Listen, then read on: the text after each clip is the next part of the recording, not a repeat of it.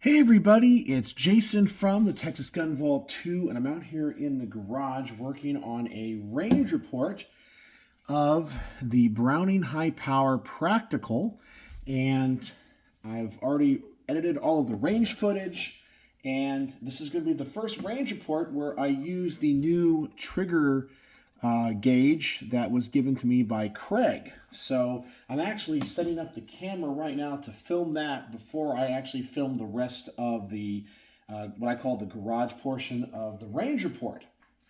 So while I'm setting up for this and getting this all ready to go, I wanted to talk to you guys about two things. One is a piece of good news, and then the other is just a philosophical thing on why the Second Amendment is so important. But let's talk about the good news first. I have mentioned in some of my previous videos that I've been having problems with Rumble and not syncing to the YouTube channels. Well, I started to get notifications a few days ago that new people were subscribing to me over on Rumble and that people were leaving comments and that kind of stuff, which I haven't received in some time. And so I went on to Rumble's website, and it's still not, on the creator side, not as nice as the YouTube stuff, but they've updated and changed a few things. But the best news is it's syncing now. So obviously they had some problem, and maybe when they were going through all of like their different upgrades, they realized, hey, there's an issue, and they fixed it. So now the Texas Gun Vault and the Texas Gun Vault 2 are syncing on Rumble like they should. And I have it all backdated to when it stops syncing. So all those videos are up. Everything that comes out now is getting posted over there. So if you are a fan of using Rumble, which I like and I personally do believe is the platform of the future, you guys can now go back there and see all of the latest stuff from me. Now, let's talk about the Second Amendment real fast. You guys know that all this crazy stuff is happening in the Middle East and in Israel. And Israel recently, and I should probably grab a seat here, talk about this. Israel, in the past few years, I guess had become a kind of anti-gun. Not, as zealous anti-gun as, some other countries like England or Australia, but they had started to be very restrictive on their licensing and so forth. And I think now, from what I'm hearing from the reports, Israel is trying to get out licenses and guns to as many people as possible in the civilian world, because there was a lot of civilians that were killed, people that were defenseless, could not, fight back at all against these inhumane, just animals that, just committed these terrible atrocities, Hamas.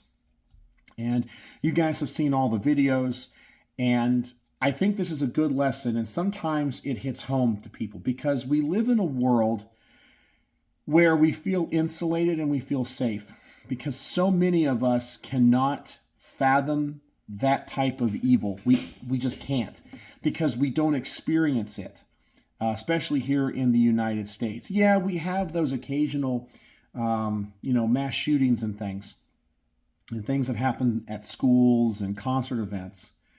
But we don't have, like what happened in Israel, happen here. And people still feel like, well, if something bad happens, you can call the police, right? And, we in the gun world know that the police are only minutes away when seconds count. But a lot of people still feel like, well, the police force is there, and this is the mindset of the anti-gunners, that we can still ban guns. We need to ban guns. We need to block this. You can't carry here. We're going to be safe. Remember, it's the feeling of being safe and not actually being safe. But we all know that. I know that I'm preaching to the choir here. But it's amazing now that all of these anti-gun people in Israel are now all of a sudden pro-gun when something actually bad happens. And it's because, in my personal opinion, they've gone for so long now, and I know it's a generational thing, it's a time thing, They feel, well, something like this can't happen again. We have the police, we have the Israeli Defense Force, and so forth. And when it comes to a mass event like this, a mass tragedy event, well, we saw how ineffectual the military was and the police. It was a surprise attack on a Jewish holiday. So that was all planned. So, people act like a bad guys can't plan things ahead for them to cause the most damage. Or they can't think and target sites that are the least armed or where they're going to have the least amount of resistance. But I think they've gone long enough now without an incident like this that they began to feel safe. But the question I ask is, in an event like this, a police officer that is seeing just waves and waves of terrorists coming across this border and killing people and going after everybody, do you think the police are going to go, I have to go save these people? Or do you think those people are going to run home to their families and try to protect their families instead of protecting you? You are your first line and probably only line of defense in issues like this. And it's so sad. And I hope that people are paying attention, because I know that we feel so insulated here in the United States. We feel so safe that this can't happen here. But people have been warning us about our southern border and the OTMs, the other than Mexicans that have been crossing our borders, our porous borders. People from countries all around the world that we have no idea who they are, and then we just release them into the U.S. And I have my own beliefs on why our government does this. I think they want to create an underclass of people that maybe eventually, if they become citizens, will vote for a very specific party, the Democrat Party, or because one party, the Republicans, want to, close the border and restrict just unfettered immigration. They want to use that as, well, they're xenophobic, they're racist, so therefore we want open borders. And then all of a sudden we have this problem. And I'm even hearing stories now that our intelligence agencies are warning against potential attacks from Hamas here in the United States, because people that have come across the border and snuck across the border using the same methods that everyone else is, and now they're just loose here and they might have terrorist cells here in the United States. And it's scary. It's really scary. Because, it's not like the events that we see here in the United States where it's a lone person. You had what happened in Las Vegas. It was one person. You have what happened at the school in Uvalde. It was one person. You had what happened at Sandy Hook. It was one person. And so I think that we can sometimes even though we can't understand and comprehend that type of evil, you're able to put it into at least a box and go, it was one crazy, deranged person that committed that atrocity. But what we're seeing in Israel, it's not just one person, it's thousands of people. And how do you have thousands of people that can hurt, kill just innocent people, children, elderly? You can't comprehend that type of evil. And one of the things that evil does is it goes into remission. The evil never goes away. And that's one thing anti-gunners don't understand. If we don't have something happen for a long period of time, they think evil has been defeated. One of the great allegories of, I think, human existence that's represented in literature, and you guys are going to think I'm a total geek here, is J.R.R. Tolkien's Lord of the Rings and the whole, history of Middle Earth and all that kind of stuff. And I know some of you guys are like, oh my God, where the hell are you going with this?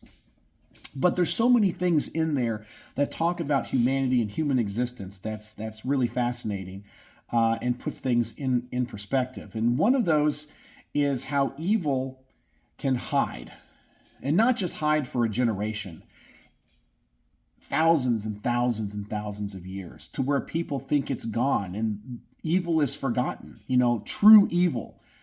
And then all of a sudden it rears its head. And by the time it rears its head again, people have become complacent. They've let their guard down. And that's when evil strikes again. And that's what happened here. And it's what can happen in the United States. And I believe that we have to be careful. We have to be vigilant. And that's why the Second Amendment is so important more than ever. It wasn't just important back in 1776. It wasn't important, well, even though the Second Amendment didn't exist until, 1791, but you know what I'm talking about, the concept of self-preservation and the right to firearm ownership in 1776, and even before that. And then, through American history. And we always talk about enemies, foreign and domestic. I'm telling you, if we have things where people are paragliding in and killing innocent people, or people overrun a town, the police, they're not going to come save you. They're going to go home to their families to make sure their families are safe. They will sacrifice you so they're safe, And I don't blame law enforcement always, but some, of course, they're human and they want to go home at the end of the day.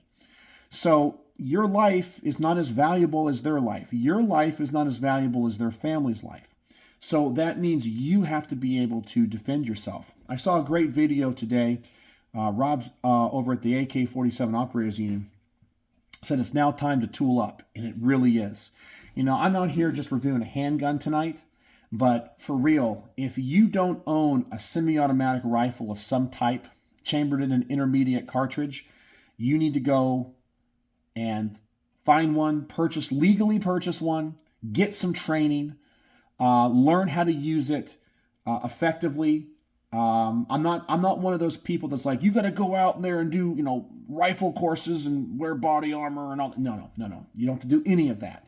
You just have to be proficient in understanding how the gun works, be able to learn how to operate it, be able to use it safely, because obviously safety is the most important thing, because we might have to eventually truly defend ourselves, our families, our communities, our states, our cities, and our nation.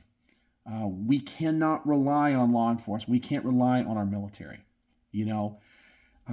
We feel insulated because our nation is surrounded by two gigantic oceans, and there's a lot of people here. We're a lot different than Israel. But I understand why people maybe feel like we don't need it anymore. But I'm telling you, this is why the Second Amendment is so, so important.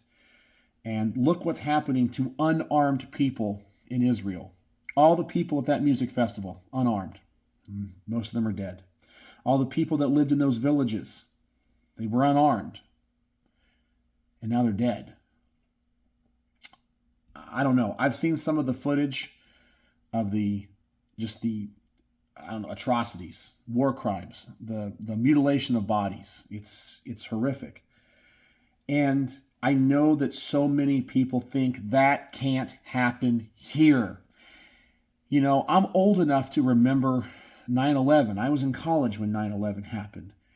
And that was another wake-up call for our nation. We thought it couldn't happen here, but it can happen. And I'm telling you, eventually it will. And we cannot give up our Second Amendment rights. And it's not just about personal defense, as the courts and the anti-gunners say. Well, you could own a handgun for self-defense and that's it. It's important that our nation is armed. And good people know how to use firearms. I think it's time that we truly have firearm safety courses in schools. It's time that we have programs where civilians learn how to safely handle firearms or use firearms. I'm not saying everybody should have a gun. I'm not saying that. And I think if you want one, you should. But this day is going to come when we're going to need it. It might not be in our lifetime. It could be in our kids, our grandkids, our great-grandkids, or whatever. But what's going on in Israel shows how important the Second Amendment is. And you need to be out there being a good ambassador for the Second Amendment and making sure that the people that you talk to about this understand the value of the Second Amendment and why what happened in Israel is a failing of the Israeli government not allowing their citizens to be as armed as they possibly could. And it's true. They're changing their tune pretty fast, aren't they? And this is also another reason why I am not changing my mind on what people in my video where I talked about Dianne Feinstein or whatever, when people said, I shouldn't be so harsh and say bad things about the deceased. But she wanted to disarm us, me, you, everybody. And if something bad happens in our nation, like what happened in Israel, and she had been successful in her anti-gun crusade, there would have been blood on her hands. Her legacy would have been, great, you disarmed America. And Americans died because they couldn't defend themselves. So that is why I do not regret, I do not feel bad about what I said, because her philosophy is dangerous, toxic, and could lead to a lot of suffering. And so that's why I'm glad she's gone. Because even though other people are going to take up that mantle, that anti-gun crusade mantle, she represented that philosophy. And she was a patron saint of that philosophy. So anyway, that's all I want to talk about. A little good news about the channel and not Patreon, Rumble, and why the Second Amendment is so important. So thanks for listening to me, and I hope that you guys go out there and explain to other people why the Second Amendment is so important when you talk about Israel and what happened. So this is the time that we can get people converted to our side, even if they're not gun owners. But maybe we can get them to understand. So let me know what you guys think in the comment section below. So as always, thanks for watching.